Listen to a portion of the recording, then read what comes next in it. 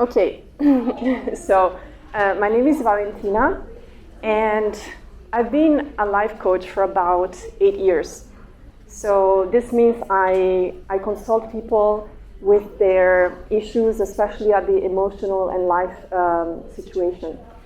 And the reason I got into this career is because I had issues myself. So I come from a past where I didn't have the tools to solve certain problems. And so I decided to learn, and then I started teaching other people. So in the past years, I had been coaching while I was working online. So I was actually traveling the world, and which is sort of my dream job, and something that I always wanted to do. But then in the past few years, the pandemic hit. And so I couldn't travel any longer freely, and I decided to stay in Taiwan. And I started to travel around Taiwan. So instead of traveling the world, I was exploring Taiwan. So I went to many different places in Taiwan. I was exploring the nature and the waterfalls and the mountains.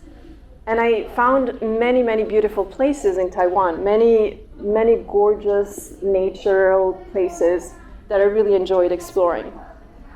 So I really enjoyed the nature of Taiwan. But as I was traveling around Taiwan, I also noticed a huge problem. So I realized something, that everywhere I went, I saw pollution, garbage, and more pollution and more garbage. A lot of toxic waste in the nature, in the countryside, in the cities, everywhere in Taiwan. I noticed that there is a big problem. So I was wondering why this is happening. And of course, it's not only in Taiwan. There are other countries where also have the same problem, but I was wondering, why is this happening? So don't people love their land, their nature? Why are they destroying it? So I started asking this question, and I was wondering why. Why is it that maybe people don't understand the importance of natural environment, of the air they breathe, of the water they drink, the food they eat? Or is it something else? And I also noticed something else, that when I looked at the way farmers are treated in Taiwan compared to other jobs, I noticed that farmers are not considered a very high-ranking class. They're considered very low. So they tend to be treated poorly, and they tend to have very low wages. So the people who are taking care of the land are the ones who are treated the low class in society. And I thought that's interesting, because the land is the most important resource we have. The food is the most important thing we have. So why don't we care about the farmers, right? Why do we prefer to go to the supermarket instead of going to the farmers? So I was exploring the answer to this, and I started to look at the education system. Because one day I was at this waterfall. I don't know if you guys been here. I think it's called Ahua Waterfall on the East Coast. And this is the same waterfall, just on the right side and the left side of the waterfall. And on the right side, we can see these Aboriginal people, and they're very, very fearless, and they're just going and climbing and jumping in the water. But on the left side, we can see the Han people, and they're a little bit scared, and they have all the protection. So I thought that's interesting, because it's the same country, but two very different approach, two very different culture. So maybe it's the education system. And I noticed that in the education system in Taiwan and many other countries, children don't really get a lot of time and opportunity to be outdoors and to explore their environment, to explore the nature, to explore themselves, to socialize, to experiment, to enjoy life. Most of the time, they're expected to fit in a room like this, reading books, memorizing. And so this doesn't leave a lot of rooms for developing things like physical intelligence, emotional intelligence, creativity, social intelligence, relational and inner intelligence. So partly it's the education system. But also in addition, another big problem that we have in Taiwan and also many other countries is that there is still a problem with domestic abuse. So in Taiwan, it is still a big problem. And this means that many children are also not safe at home. This means that also at home, many children don't have the opportunity to explore their emotions, themselves, their environment, because they're not safe. So all of this can create a disconnect between their people's body, their emotions, their intuitions, their creative potential, their authentic self, and also each other and nature. So, of course, partly it's the education system in Taiwan, but this is not only a problem in Taiwan. Everywhere in the world, we see similar problems. So let's take a bigger look. Let's take a more global look. So when I was in nature, and I was in the forest, I spent some time observing and looking at the forest and learning from the forest. And I noticed something interesting, that when I look at the forest, I see some qualities very specific to forest. I see usually there is a lot of variety of many, many different plants. And these plants, they seem to collaborate with each other. They seem to communicate, to help each other. So some plants protect some other plants, some plants nourish some other plants. There is a kind of balance going on. And also in nature, there's a lot of self-healing, self-growth. So when there is a disease in the forest, or some plants are dying, they can grow back, they can heal. So there is a kind of balance going on in nature that is self-sustaining. And I also noticed that there is a lot of harmony and interdependence. And there is no waste product, because the waste of one plant or one animal is the food of another plant or another animal. There are many different species.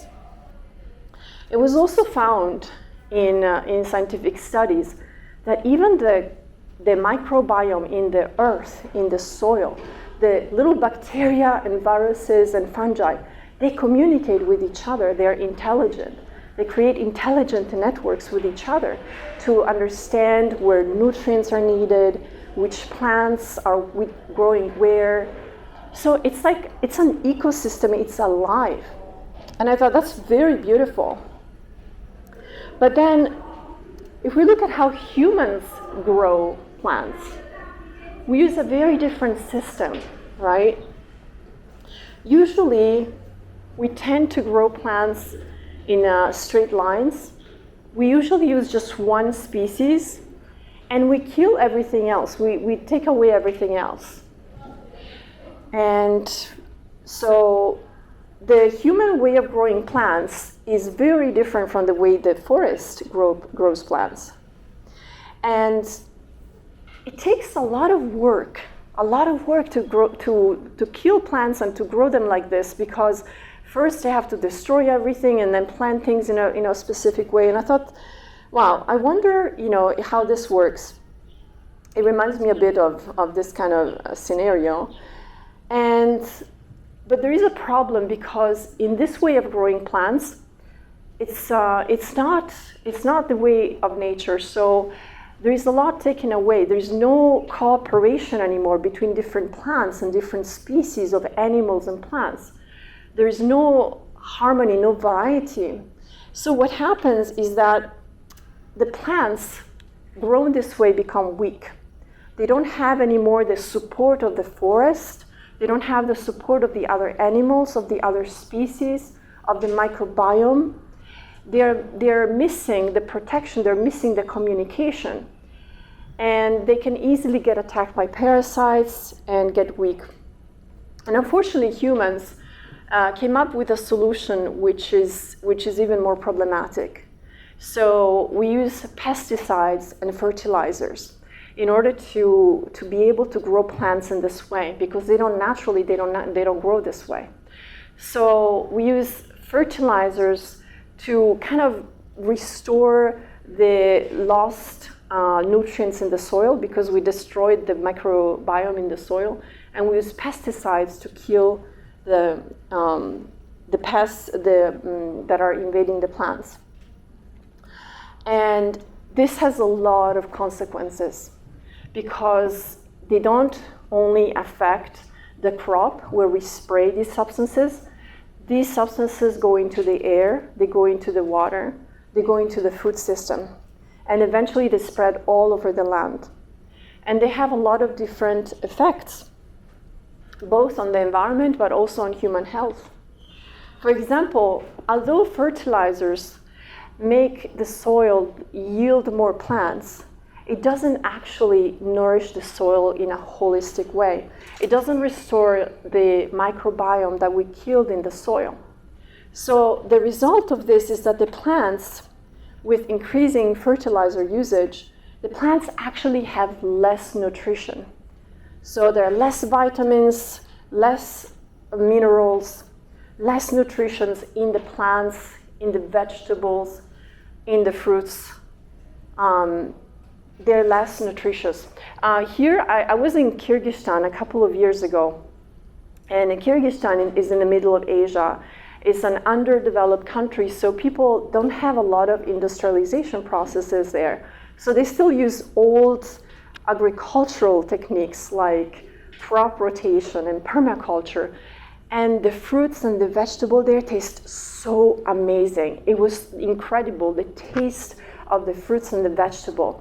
So rich, so full. And I realized, wow, we forgot how fruits and vegetables taste, because now with the fertilizer, we don't get real fruits and real vegetables anymore. And the other problem is pesticides. Pesticides are a poison, basically. They kill the pests invading the plants because they're poison. But they have also been connected to many human diseases, like asthma, autism, learning disabilities, birth defects, reproductive dysfunction, diabetes, Parkinson's, Alzheimer's, and so on. So it affects human health.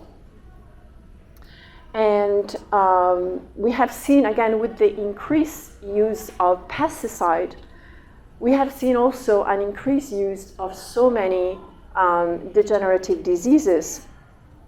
And unfortunately, Taiwan and China and Ecuador are the countries that use the most amount of pesticides in the world per hectare.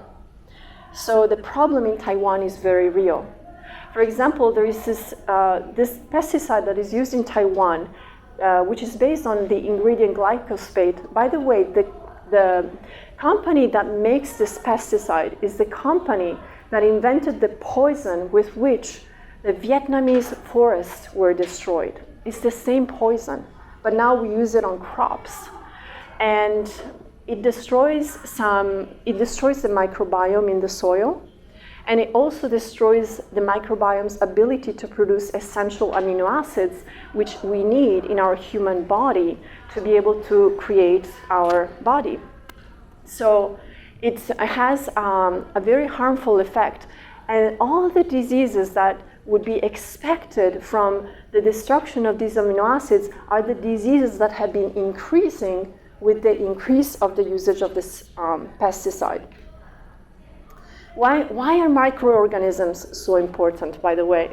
So microorganisms, they are the basic foundation of life on Earth. Earth has been around for billions of years, and the first life forms were microorganisms. These tiny, unicellular or with just a few cell species from which all life forms were built. So they have been essential for building all life on Earth. And still to this day, every species on Earth, plant, animal, has been a product of these microorganisms. And they are still the most abundant species on Earth. Microorganisms are everywhere. They are the most abundant, the most varied species on Earth. They are everywhere on our planet. They're in every plant, every animal, and they serve very, very vital functions, many of which we don't even understand. So, for example, without microorganisms, the soil is dead. It cannot produce any life.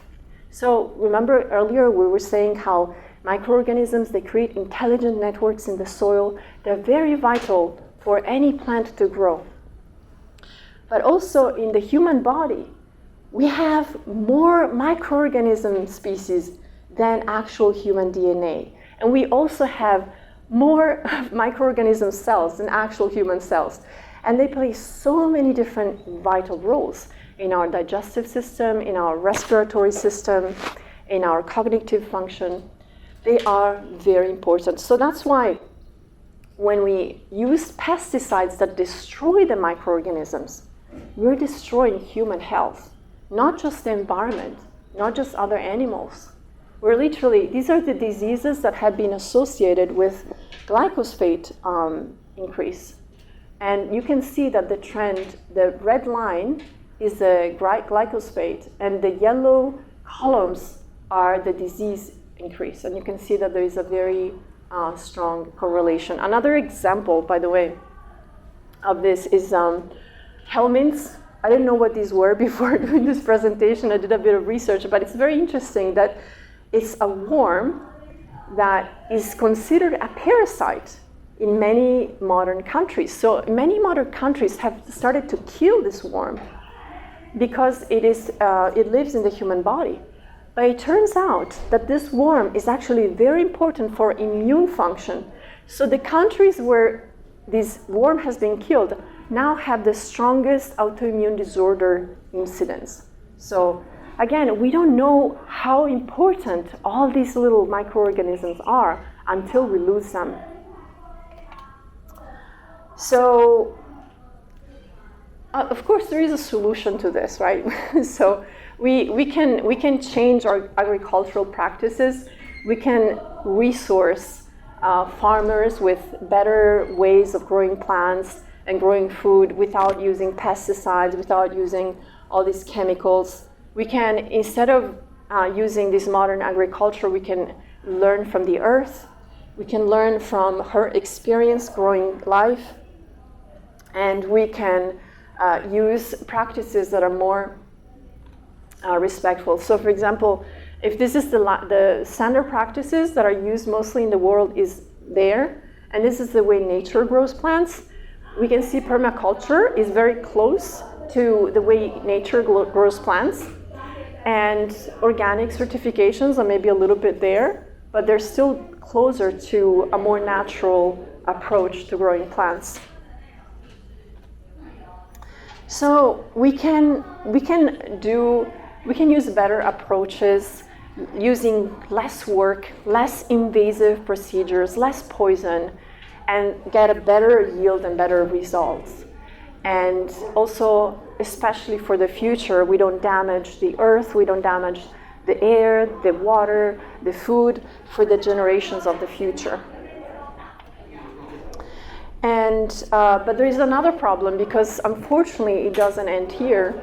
So the soil that is used to grow plants is only part of the problem. Another great part of the soil is used to grow animals and livestock. So livestock feed. So we don't just grow plants for humans. We use a lot of the soil on Earth to grow feed for livestock and also to keep livestock. So actually most of the soil on the Earth is used for livestock production and feed that doesn't feed directly humans, but rather through animals. And again, this is a problem because it is a very wasteful practice. It wastes a lot of resources. It takes many more resources to feed us by first feeding animals and then eating animals, as opposed to directly eating plants. And the thing is that we don't have the luxury of wasting resources. There are still millions of people starving in the world. So we don't have this luxury that we can just use land in a way that is inefficient. And starvation is still, unfortunately, a major cause of child death in the world, especially after the pandemic. The situation has gotten worse. And so this also is a big problem. Also, intensive farming is the major cause for deforestation. And it creates an immense amount of pollution in terms of, again, wasteful energy practices and different chemicals that are used in intensive farms that go into the water system. They go into the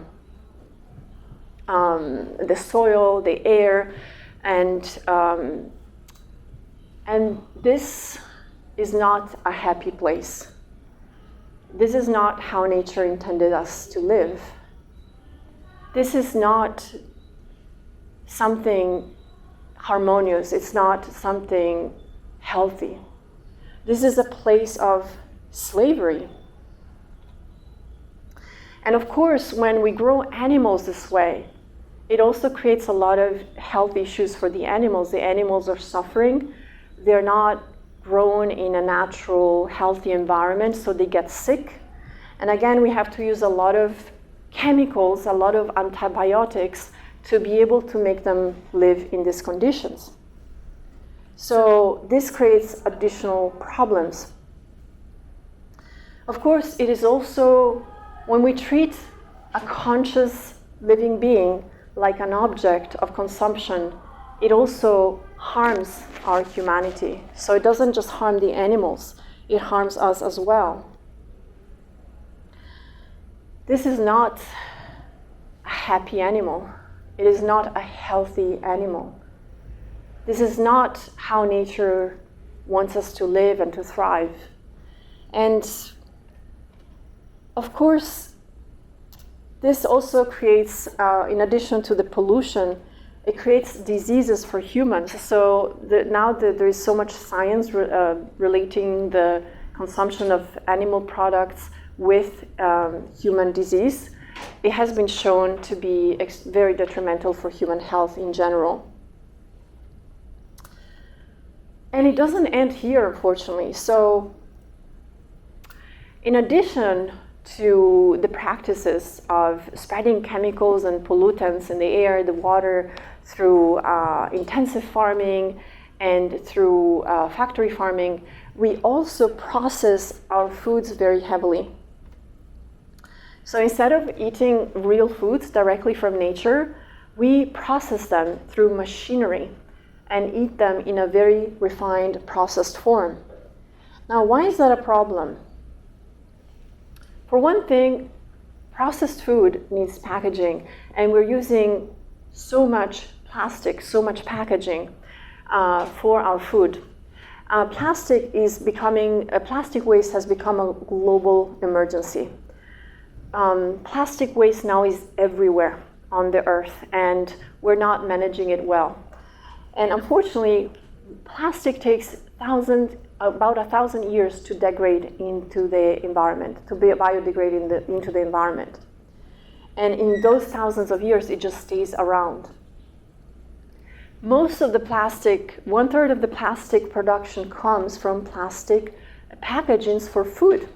So it's the food that we buy in plastic packagings that ends up in the ocean and in the land. And now plastic pollution in the ocean is becoming so severe that there is an estimate that by 2050 we will actually have more plastic in the ocean than life. This in addition to fishing practices, of course. Microplastics, which are tiny fragments of plastics, are now found everywhere in the world, even on Mount Everest, even in the most natural places.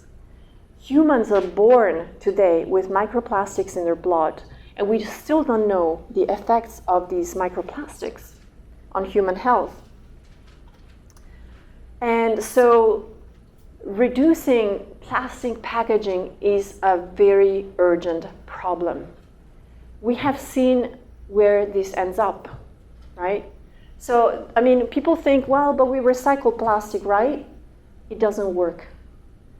Plastic recycling only accounts for a tiny, tiny little bit of the plastic management. The rest goes into landfills, incinerators, and mismanagement, which is what we see everywhere in Taiwan. The garbage we see everywhere in nature. That's mismanaged plastic, pretty much. Food processing has another problem. So when we process food, we are basically taking away the nutrients from the food, and we're making it less nutritious, less healthy. So also we add toxic chemicals again, and this can create digestion problems. It can create obesity and other problems with, for example, cognitive function, energy level, and more disease. And so again, there is a strong association between processing foods and disease. But of course, all of this can have a solution. We can eat more natural foods. We can eat closer to nature. We can eat foods that are real, that are not packaged, that are not processed. We can eat foods that are healthier for us, that are plant-based, and that are organic. So we don't have to eat in a way that destroys our planet. We don't have to participate in this machine of destruction. We can eat in a way that is healthy for us, for our body, and healthy for the planet. We can even grow our own food in the garden without using pesticides and fertilizers. We can get to know our local farmers and build a relationship with them, get to know them, and also give them resources so that they can improve their practices. We can spend more time connecting with nature, understanding nature and learning from nature, and understanding and learning from our body and our intuition. So there are many things we can do, right? We all have the power to do something to change these practices. And the problem, however, doesn't end here. So we saw how we have been using the soil for agricultural practices in quite a destructive way. But what about the rest of the soil on Earth? How are we using the rest of the soil? Is the rest of the soil thriving and full of nature? Well, maybe in some parks it is, but where humans live, we have also covered the soil with concrete. And of course, concrete also kills the microbiome in the soil, and it doesn't allow any life to grow. So where we have cities and urban environments, we don't have any more alive soil. Now, why do we do this? Why do we cover the soil with concrete? What do you think? Well, the main reason is actually for cars and other motor vehicle transportation. See, there is something most people don't understand about cars. Sorry about the graphic. Most people think, well, but cars are a necessity and so on. But it has been shown that cars is actually an addiction cycle. So what happens is that the more we produce cars, the more we need roads, parking, and infrastructure for cars, because cars cannot just move around nature and forests, right?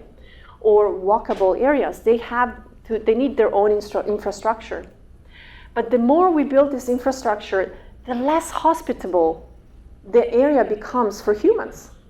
We have less walkable areas, less safe, less healthy areas, less friendly spaces, less beautiful spaces.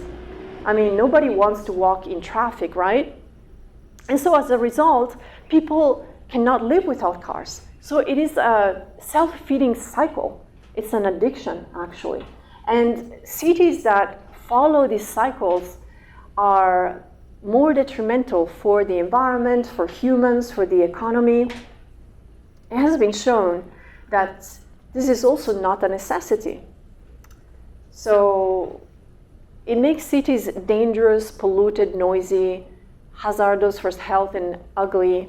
But also it wastes an enormous amount of resources, because you don't just need resources to build the cars and the factories that build the cars.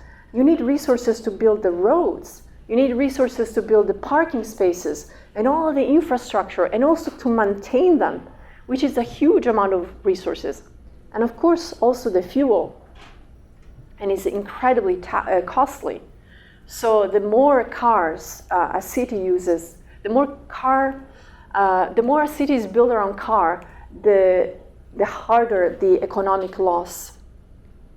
It also, by the way, creates isolation, because when we are in a metal box, we're not interacting with other humans in a direct way. That's why people who drive become so rude, because they're disconnected from their environment around them. And in Taiwan, again, this is a huge problem.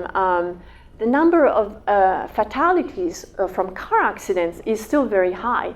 It is estimated that 80% of people will either be killed or injured in their lifetime by a car accident. That means most of you guys at some point will be either in a car injury or hopefully not killed in a traffic accident. And so yeah, pollution and noise, again, is another detrimental health problem. And again, this is not a necessity. This is something that is a choice, just like everything else. We can choose better. We can choose to build cities around humans and not cars. We can choose to make cities livable, walkable, safe, healthy, friendly. We don't have to create all the infrastructure for cars except maybe around the city, and we can keep the cities for humans where everything is approachable, walkable, everything is nearby and safe, and builds a sense of community, a sense of pleasure in the environment. And yeah, so some solutions is, of course, urban planning, also more bicycling, more public transportation, more gardening, and so on, social and communal spaces, more organic lifestyles, less work, less stress, more health. These are all choices that we can make. And there are many people working towards these changes for the future of humanity, for the future generations, where we can have better environments to live in and to thrive, and less stress and less work. So, in conclusion, we humans, we seem to do things in a very difficult way, in a very hazardous way for the environment, for our health, for our happiness. So many of the systems that we build are built almost to make things more difficult, more complicated, more wasteful, more toxic. We create disease and happiness through a lot of these systems. We cause a lot of suffering and destruction. So many of the human systems are not working. And I wonder, why do we keep repeating these patterns? Especially in the last centuries during industrialization, but these problems have been ongoing for thousands of years, even in past civilizations where we literally destroyed our resources to extinction. So why do we keep repeating these mistakes, right? So I look at problems from the perspective of an emotional coach and a life coach, and I look at what goes deep into the mind of people, what goes into the thinking and the patterns, why people act in a certain way. And this is what I noticed. What I'm noticing, especially in the last centuries, is that humans have been very averse to feeling, especially feeling pain. We build all kinds of systems to avoid, repress, and neglect any painful or discomforting experience. And we build super comfortable and convenient lives. We create a lot of pills, a lot of distractions, a lot of medications to try to avoid any painful or discomforting experience. Also a lot of entertainment, stimulants, addictions, drugs. But why do we do this? Why do we do this? So, pain is actually part of life, right? It's, you guys, you come from a culture that studies Buddhism, Taoism, so you know the balance between darkness and light. You know that there always has to be a balance. There has to be balance between pain and pleasure. So it is part of life, and it has a very important reason for existing. Pain is what tells us when something is wrong. It's the messenger that makes us smart by showing us what doesn't work. So if I put my hand on the fire, the pain is telling me that I'm destroying my hand. So I immediately have to take the hand out of the fire. Fortunately, pain is telling me that. Otherwise, we would have a problem. So pain is actually a teacher. It teaches us where we need to make changes, where we need improvements. It is part of life. It is part of the balance of life. And it ensures that we don't repeat the same mistakes. So it makes us smarter. The more we listen to these messages, the smarter we become, the more we improve, the less we repeat mistakes. So if pain is so important, then why do we avoid it so much in modern life? Well, again, from my perspective as an emotional coach studying the unconscious of humans, what I noticed by looking back at the way we are socialized in culture when we grow up. When we are small, between 0 and 8 years old, that's the time when our brain is formed. That's when we internalize all the messages, all the teachings from society around us, from parents, from teachers. And we basically are like a sponge, absorbing everything everyone teaches. In a way, we're being programmed, which makes a lot of sense because humans are very complex and we have a long childhood. Other animals have a very short childhood span, but humans have a very long childhood so that they can learn all the complex understandings of society of the human species. So it makes sense that we have this programming period.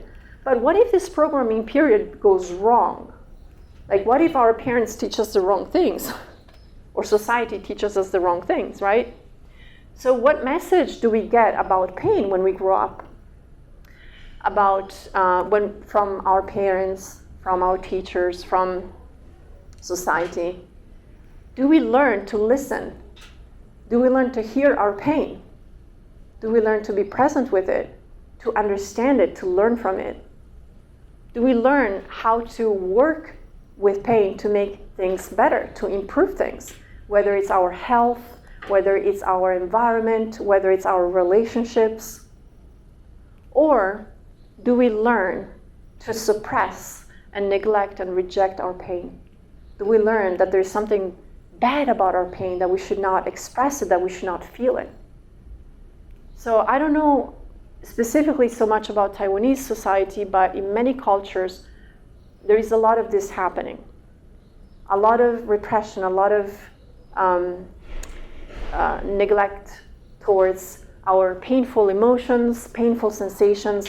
So instead of learning how to listen and how to function with our pain, we learn a lot of distractions and addictions to avoid it. And so what we learn, because during our childhood that's when we're programmed with these very important systems and ways of thinking.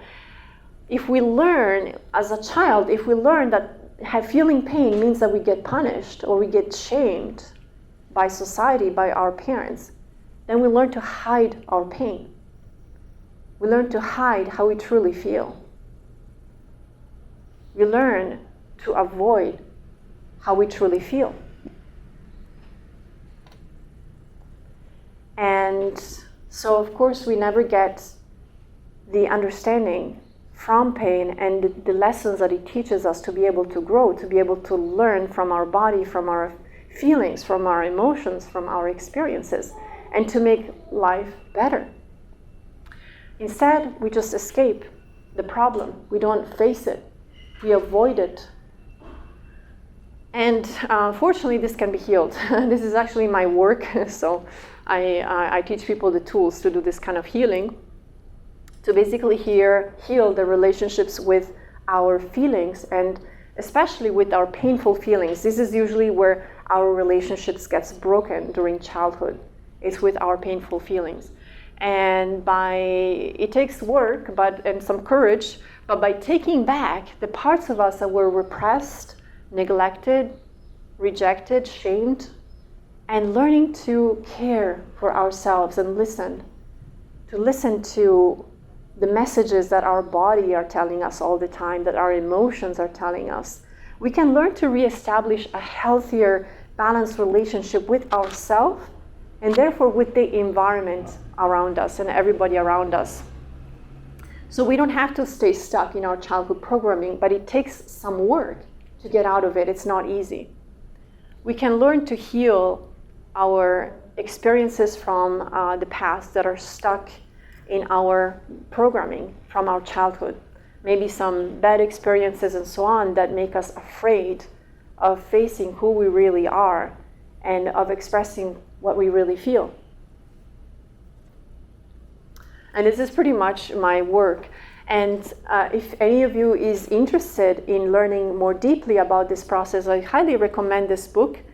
It's a very, very good book written by an expert on the relationship between trauma and repressed pain in the unconscious and health.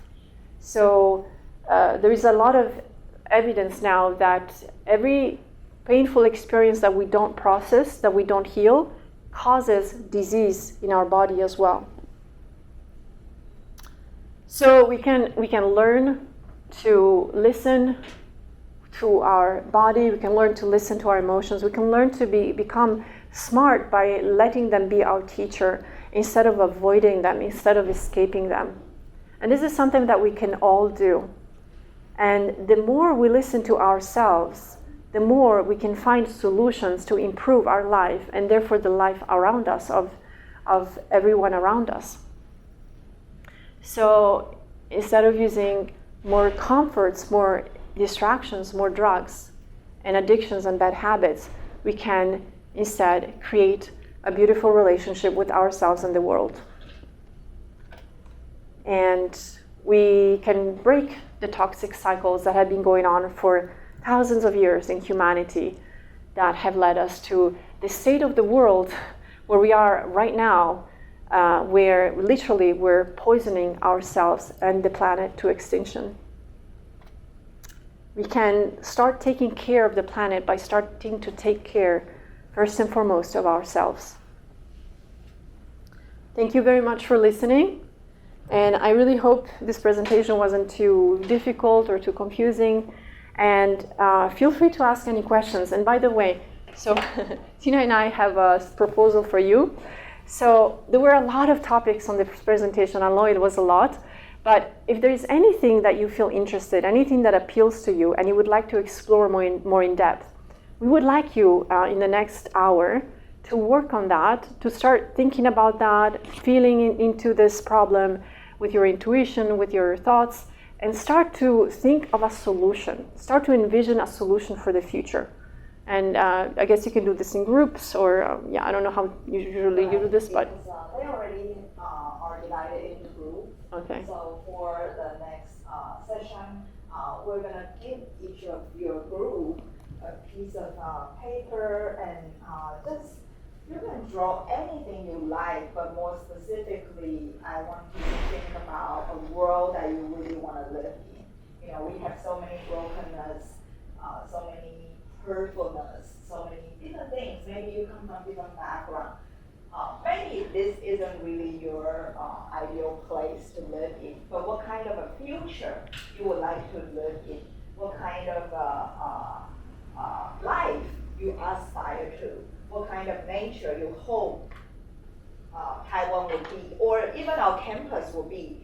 Anything you would like to change in the future for yourself, or maybe for your family, for your children in the future, what kind of life do you envision can make this world a better place? I want your group to discuss about it. It can be anything. Some people, they just would like to have certain causes done, for example. Some people wanted gender equality. Some people wanted a more biodiverse campus, better, whatever system, better job situation. It could be anything. So I think that's what we are gonna let you do for the next hour. And I prepared some of the color pencils and crayons that you can use freely. Okay. But before that, any question for Valentina? This is too boring. Or any thoughts, And I mean, for the next hour while you're doing the drawing, Valentina and I will go around and just to see what you are doing. And maybe we'll leave like 10 minutes so each group can share what you have. Yeah, exactly. At the end, if you want to share what your idea is with the class, that would be great. And it can be anything, there's no project that's too small or too big. And also, if you need more information, I'm here, so if you need to ask more information or you would like to know more about any of these topics or you have any clarifications you would like, feel free to talk to me and to ask. So, yes, I hope you guys enjoyed this, and we'll see you next. Yeah, I think it's about time, right? Yeah. So Good one. So this is what we imagine the world to be like, or this is our ideal world. Okay, so on the right, your left, so we have like conserve. So what does conserve mean here? Conserve here means like conserve the natural part of the world, the nature. So we have like trees and the waterfall. This is the waterfall. And here I think it may not be very clear to the people behind, but there's a polar bear here on this iceberg. So it's a bit of an abstract art. Then on your right side, there's reduce, and here there's like trains that we hope is like green trains with like lesser carbon emissions. And with people taking more trains, there'll be lesser and reduced carbon footprints instead of like driving their own vehicles. Then here we imagine like people are flying in the air, so that they don't need we don't need to have so much roads, like what Valentina mentioned just now in her presentation. Then here there's the sky lantern, which I think is Tianteng, which is like familiar to locals. We noticed that like during like sky lantern festivals, there are a lot of like lanterns in the air that will land on like the rivers, the roads, which is actually not environmentally friendly. And if it lands in the forest, when the forest catches fire, I don't know.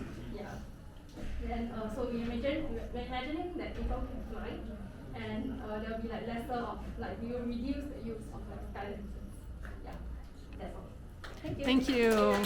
This is our ideal life when we get older. I think this picture is somehow like Valentina just introduced like self-sufficient life. You can just go to the place using the bike, and we can live very happily without using some cell phones, or maybe we can just go around and see the trees, or we can grow the vegetables by our own. And then like there is a pool, we can grow the fish by ourselves. And here is 2 little chicks, because as we all know, there is not enough eggs, so we would grow the chicken and the eggs by ourselves more naturally. And maybe sometimes we want to visit our friends very far, so we can use the empty house also. And that's all. Thank you. Good job. Lower part. In the art is the natural environment, and sun, fruits, and flowers and trees. And in the lower, this is an unhappy animal, and some plastic material. and bicycle.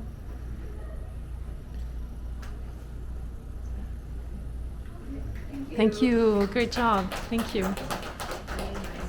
There are four, and this is ideal environment. We live in the forest and go other plants from world. There is a pond, and we grow what we eat everywhere in the environment. Not just condensed in one place, because we think the plants can get more nutrients just from the natural environment. Thank you so much. Nice work. Life in our ideal world and future prospect is that children can stay outside and soak up in the sun,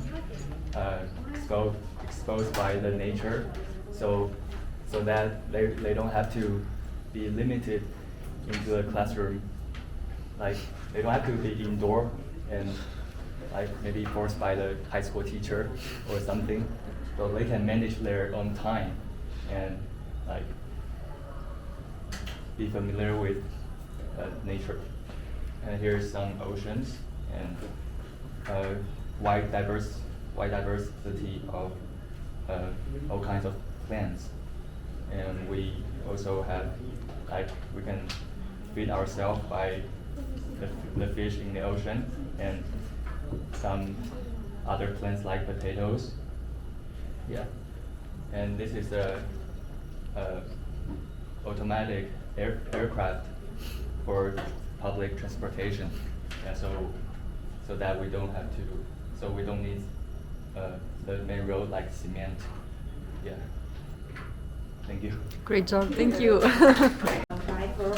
We want to eat more vegetable, eat less red meat, and use solar plants to grow plants and stop overfishing. And we want to achieve sustainable environmental protection and love the earth. Thank you. We are group 9, and because air pollution problems are serious nowadays, and there's our idea. Lots of trees with the apple and many flowers, and there's the road without any cars. So make the environment green environment. Yes. Yeah. That's it. Thank you so much.